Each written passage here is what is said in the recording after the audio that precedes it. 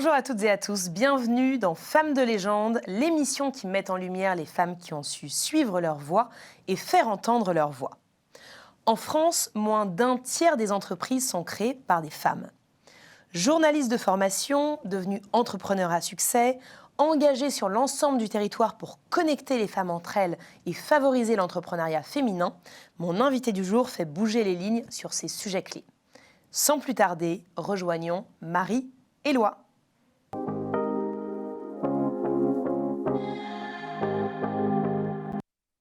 Bonjour Marie. Bonjour Laura. Marie, merci d'être sur le plateau de Femmes de légende et bienvenue. Merci, c'est moi qui suis ravie. On est ravis de vous accueillir. Alors Marie, avant de parler de votre travail, de vos engagements, est-ce que vous pouvez peut-être nous raconter dans quel contexte vous avez grandi et puis s'il y en a eu, quelles ont été les figures d'inspiration, peut-être les rôles modèles féminins?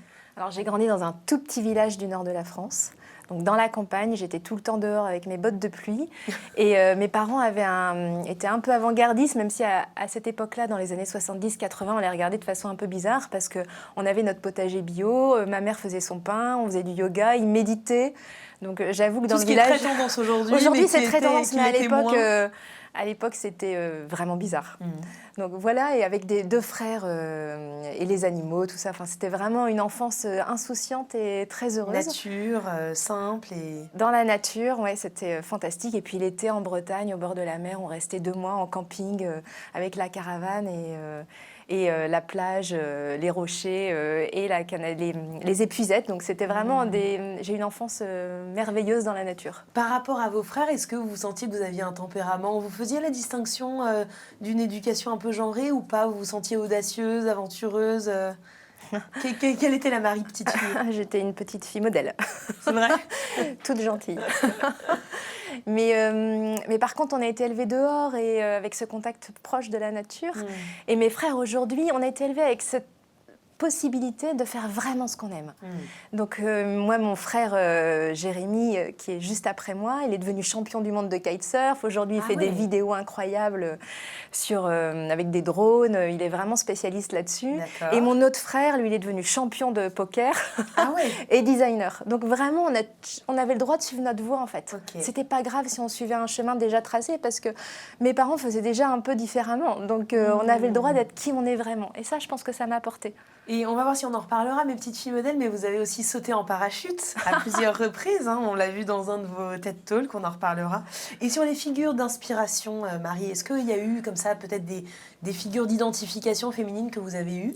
Mais j'en avais pas des masses quand même, parce que j'étais fan de BD. Et dans les BD, franchement, celles qu'on connaît toutes, Astérix, Obélix, Lucky Luke, il n'y a pas de femme. Fifi Brindacier, bon. Oui, ok, mais c'est la seule, c'est vraiment la seule, donc il n'y en avait pas beaucoup. Il y avait ma mère qui a repris ses études à l'âge de 40 ans pour devenir orthophoniste, donc ça c'était quand même un engagement assez fort que j'ai beaucoup admiré. Et puis s'il y avait une figure quand même, elle me traînait un peu partout dans les conférences parce qu'elle était bénévole chez Emmaüs. Donc elle me traînait un peu partout et elle m'a emmenée à une conférence de Sœur Emmanuelle. D'accord. Et j'ai pu lui remettre un bouquet de fleurs. Donc j'étais petite, mais je me rappelle de cette aura, de cet engagement, de cette abnégation, de cette envie d'aider les autres. Et ça vous a marqué? J'y pense. Ouais. Alors vous démarrez votre vie active en tant que journaliste. Quel souvenir est-ce que vous gardez de ces années et pourquoi être allée vers ce métier? C'était mon rêve. Moi, je ne savais pas ce que c'était journaliste dans cette vie dont on vient de parler. On n'avait pas de médias, on n'avait pas de télé. Mais un jour, en 4e, il y a un grand reporter qui était frère de mon prof de français qui est venu présenter dans la cour du collège, je me rappelle très très bien, il était debout sur une boîte et il a expliqué son métier de journaliste et je me suis dit mais c'est génial quoi, c'est exactement ce que je veux faire et j'ai gardé ça en moi. Je me rappelle au jury, parce qu'on avait fait un faux jury en terminale, j'ai dit moi je vais être journaliste devant tous les profs. Et ils m'ont dit, mais jamais de la vie, t'as pas les compétences, t'as pas la connaissance, oublie ça. Et ils m'ont défoncé, je suis rentrée chez moi, je me suis mise dans ma chambre, j'ai pleuré assez longtemps, je crois. Et du coup, j'en ai plus jamais parlé parce que je me suis dit, c'est pas pour moi. Et je me rappelle quand j'étais en fac de droit, après j'ai fait du droit parce que je savais pas quoi faire. Mais je voulais quand même être journaliste et pour faire une école de journalisme du droit, c'était quand même bien. Et il y a un prof de TD que je connaissais à peine. Il m'a dit, mais qu'est-ce que tu veux faire? Je dis, mais tu sais, moi, ce que je veux vraiment faire, c'est du journalisme. C'est revenu, ouais. Et il m'a dit, mais c'est génial pour toi. Le lendemain, j'appelais Ouest France Saint-Malo pour avoir un stage que j'ai eu. Ah oui. Et après, je me suis inscrite au concours d'école de journalisme. Mais en fait, j'avais besoin de juste cet encouragement. Ouais. Et parfois, il suffit juste que quelqu'un nous autorise. Bien Je disais, sûr. mais en fait, bien sûr, Faut vas-y. qu'on s'autorise nous-mêmes, ouais. Et du coup, j'y vais. C'est fou à quel point ces petites phrases qu'on a pendant l'adolescence, l'enfance peuvent avoir de l'impact dans le bon d'ailleurs ou dans le mauvais sens. Carrément. Alors quel souvenir vous gardez de ces premières années en tant que journaliste? Non, c'était mon rêve, donc c'était fantastique. J'ai fait donc une école de journalisme et j'ai harcelé RFI, Radio France Internationale, qui est très connue à l'étranger, pour faire un stage chez eux. J'ai vraiment, vraiment harcelé. Je laissais des messages sur le répondeur tout le temps. Résultat, j'ai eu un stage de 6 mois gratuit, bénévole à l'époque. Et puis, je suis restée 7 ans. Et ce qui était fantastique, je travaillais pour 2 émissions, donc je faisais des longs reportages. Une émission qui s'appelait L'École des Savoirs et qui est devenue 7 milliards de voisins avec Emmanuel Bastide, et une autre avec Claire Hédon, qui est aujourd'hui défenseur des droits, Priorité Santé, donc sur la santé et l'éducation, donc des thèmes généralement dévolus aux femmes, donc ça m'est bien retombé dessus. Et je pouvais voyager partout parce qu'on avait gagné un appel d'offres de l'Union européenne, donc j'avais une liste de pays. Et je me rappelle qu'à un moment, je partais 1 semaine à l'étranger. Je faisais mes reportages toute seule avec mon micro. Je revenais, je montais l'émission, je la présentais en direct avec Emmanuel ou Claire et je repartais la semaine suivante. Et c'était vraiment une liberté et surtout un apprentissage. J'ai rencontré tellement de héros du quotidien partout dans le monde que c'était fantastique. Par exemple, ceux qui aidaient les réfugiés soudanais en Égypte ou dans les camps de Sabra et Shatila au Liban.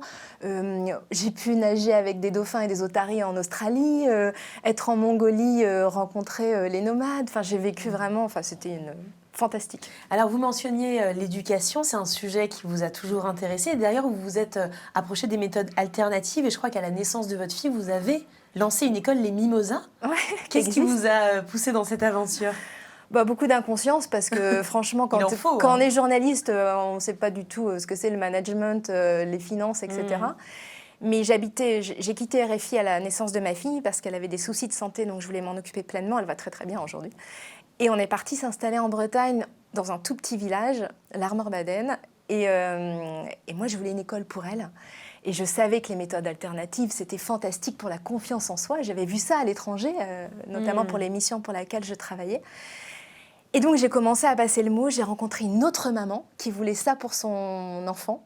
Et c'était en 2011, franchement, à cette époque-là, c'était pas connu Montessori.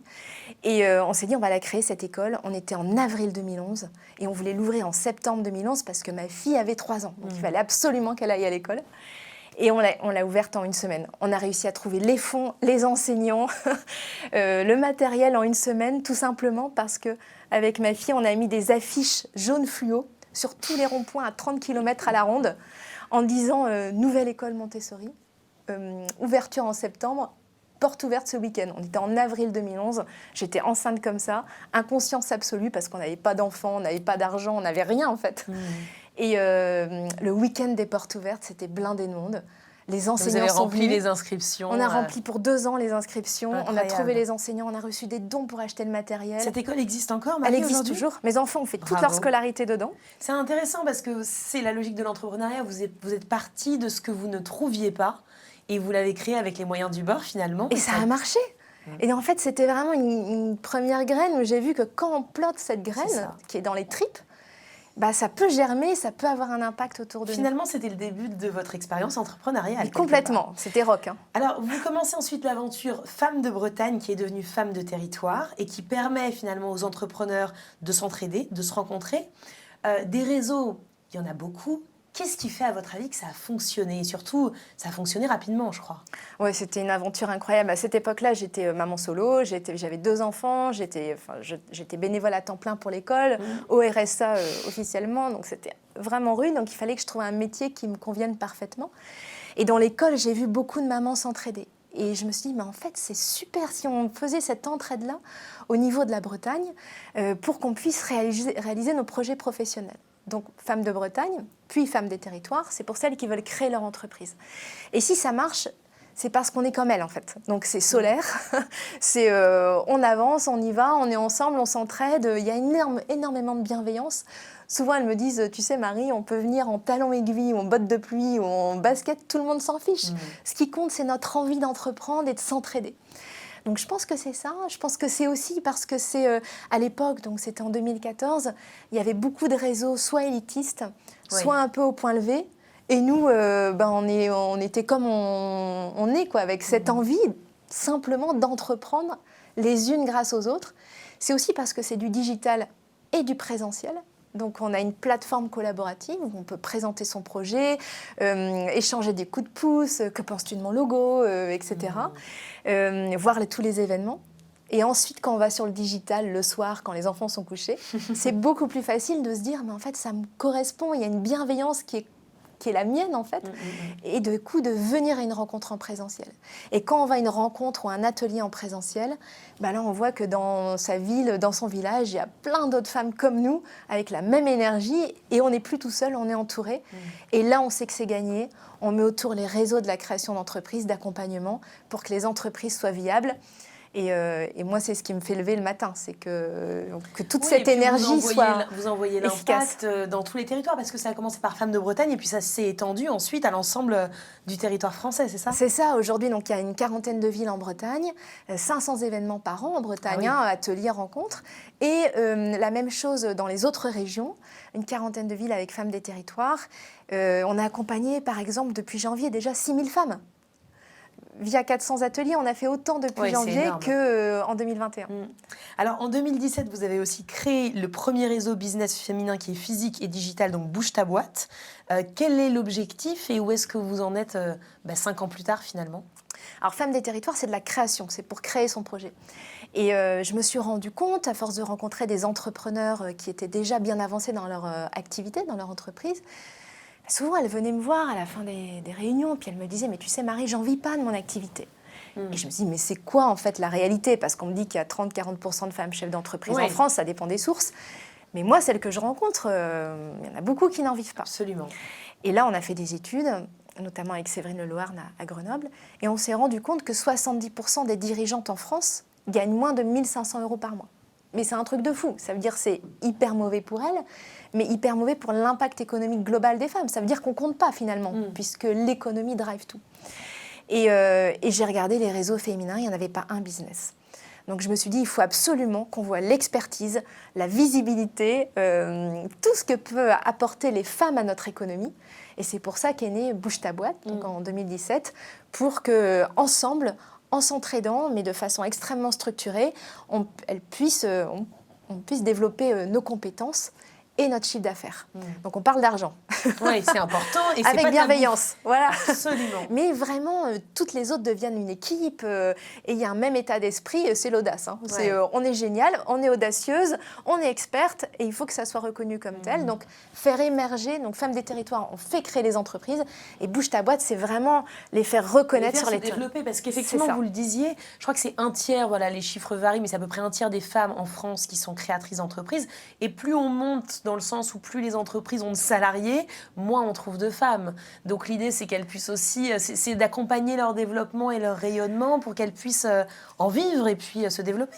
Alors accompagner qui elles veulent être dans leur entrepreneuriat. Parce qu'en France, c'est extrêmement valorisé la croissance du nombre de salariés. Voire même l'hypercroissance, n'est-ce pas? Voire l'hypercroissance. Mais en fait, c'est pas forcément ce qu'on veut. C'est vrai. Moi, je rencontre...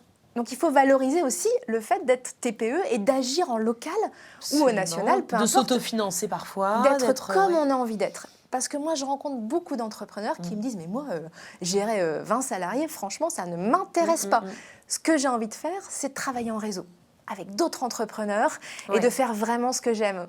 Et d'avoir un impact, de le voir, cet impact. Sûr. Trouver le modèle qui nous correspond le mieux. Ouais. Alors, vous parliez, Marie, d'audace. Je sais que c'est un thème aussi qui vous est cher. Vous avez lancé notamment un podcast qui est super, qui s'appelle « Elles ont osé ». Qu'est-ce qui, à votre avis, retient ou freine le plus les femmes à oser? Gros sujet.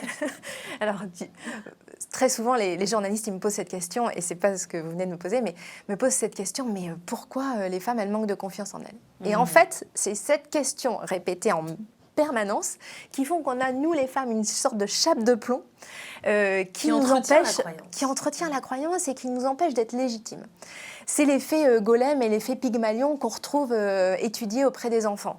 Quand on prend une catégorie d'individus et qu'on leur dit depuis toujours « vous êtes une catégorie qui franchement manque de confiance en elle, qui n'ose pas prendre risque. Et en plus, vous occupez de votre vie perso, ça va être compliqué. » Et qu'en parallèle, on met cette catégorie très peu en position de pouvoir et de visibilité dans les médias, dans les personnalités les plus médiatisées dans notre catégorie, business, c'est 1% de femmes.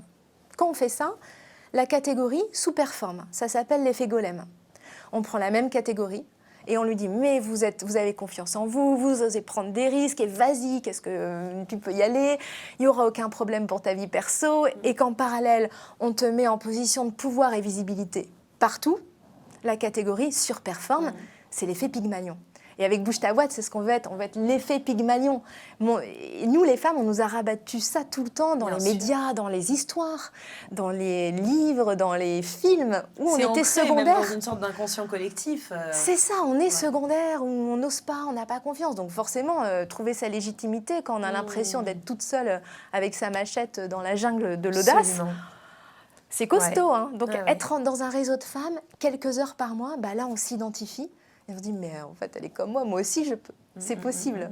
Et l'audace, elle est en nous. Il faut juste l'autoriser à C'est un muscle quelque part. Totalement. Ouais. Alors, il y a forcément dans l'entrepreneuriat des obstacles, c'est pas un long fleuve tranquille. Quels sont les principaux obstacles, ou même échecs, hein, n'ayons pas peur du mot, qui vous ont peut-être fait grandir avec le recul là?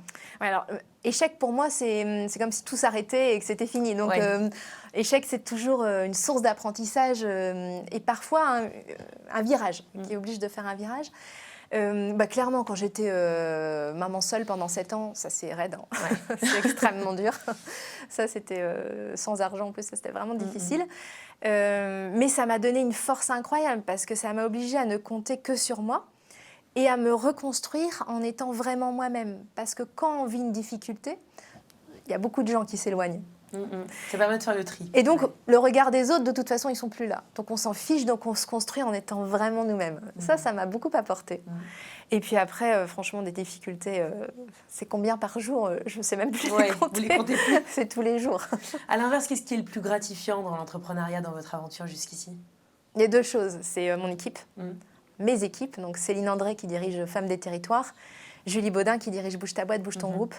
Et toutes les équipes, parce qu'elles ont cru, elles croient dans ce projet et elles donnent tout pour ça, pour cet engagement, pour cet impact.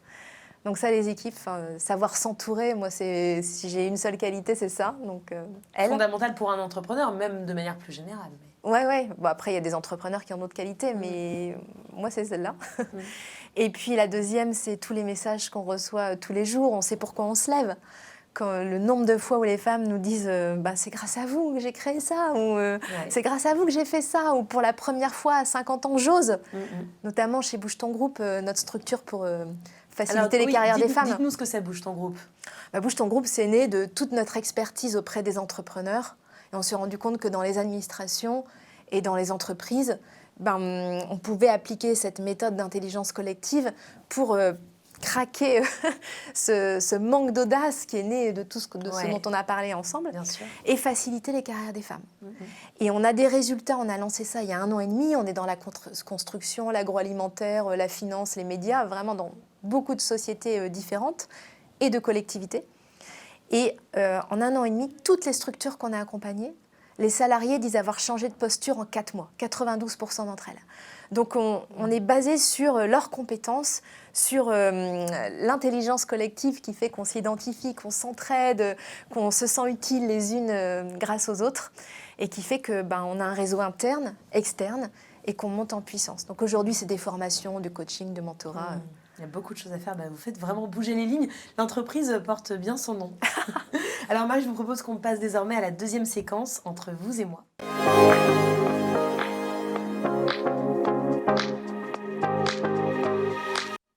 Alors Marie, je vous pose quelques questions. L'idée, c'est de répondre tout simplement un petit peu du tac au tac. Qu'est-ce que vous évoque le mot ambition ? Alors, ambition, un mot longtemps interdit pour les femmes et qu'il faut marteler, parce que ça veut dire avoir des rêves, et avoir envie de les atteindre. Moi, je trouve ça génial. C'est une belle définition. Et en plus, c'est un mot féminin. Et c'est vrai. Qu'est-ce qui vous met aujourd'hui en colère, Marie? Ce qui me met en colère, c'est quand on pense que l'égalité, c'est secondaire. Je ne comprends pas qu'on puisse se dire que l'égalité entre humains est secondaire. C'est vraiment la base de notre société, de notre humanité. Et la deuxième chose, c'est quand on met de côté l'expérience, l'expertise, notamment des réseaux féminins, parce qu'on connaît les leviers. Si on voulait avoir l'égalité demain, on sait ce qu'il faut faire. On le sait. Au niveau économique, on le sait. Mais il n'y a pas de moyens. Et ça me rend dingue. Il faut prioriser le sujet. En fait, c'est un préalable. Si on n'a pas cette égalité-là, je ne vois pas comment, avec le même modèle qu'aujourd'hui, on peut affronter tous les défis qui sont face à nous, qu'ils soient écologiques, sociaux, sociétaux. Absolument. Je vois pas. Est-ce qu'il y a une femme que vous admirez particulièrement? Alors j'adore Jacinda Ardern, Ouais. qui dirige la Nouvelle-Zélande. Oui. La Nouvelle-Zélande, c'est un de mes pays de cœur. J'ai habité un peu là-bas. Et elle a une façon d'assumer son leadership avec fermeté, bienveillance, en étant vraiment elle-même, qui m'inspire beaucoup. Ouais, c'est vrai que c'est un joli modèle. Est-ce que vous avez un mantra ou une citation qui vous booste, qui vous motive plus qu'une autre? Ouais, j'adore celle de Goethe, qui dit quoi que tu rêves d'entreprendre, commence-le. L'audace a du génie, du pouvoir, de la magie. Et il y a de la magie. Dès qu'on fait un pas, mais il y a des choses qui arrivent qu'on n'imaginait pas. Et... J'adore cette phrase. Le fait de se mettre en mouvement, finalement. Ouais, c'est ça. Le premier pas Il y a des, qui il y a entraîne des les aides autres. qui arrivent. Quelle est votre plus grande peur? Mes vraies peurs sont liées à ma famille. Oui. Qu'est-ce que ça veut dire pour vous être féministe en 2022? C'est absolument nécessaire et un premier pas pour aller vers l'humanisme. Aujourd'hui, tant qu'on restera avec 10-20% de femmes dans les positions de pouvoir, quelles qu'elles soient, même dans les métiers les plus féminisés, on n'arrivera pas à une égalité globale où chaque individu, qu'il soit homme ou femme, puisse être vraiment lui-même. Il faut vraiment d'abord rétablir l'égalité entre les deux moitiés de l'humanité pour ensuite libérer tout le monde. Qu'est-ce que la Marie d'aujourd'hui dirait à la petite fille que vous avez été? T'as une puissance géniale en toi, vas-y. Toutes les femmes devraient se dire ça, non? Carrément, on a tous ça en nous. Marie, merci beaucoup d'avoir été notre invitée. Est-ce que vous pouvez nous indiquer où est-ce qu'on peut retrouver les informations de Bouge ta boîte, Femmes de Territoire? bougetaboîte.com, femmesdesterritoires.fr, bougetongroupe.com et le podcast avec les échos sur toutes les plateformes Elles ont osé. de podcast. Merci Laura. Formidable. Merci Marie. À bientôt. Merci d'avoir suivi Femmes de légende. Je vous retrouve dans 15 jours avec une nouvelle invitée exceptionnelle. Et en attendant, n'oubliez pas, il ne tient qu'à vous d'entrer dans la légende.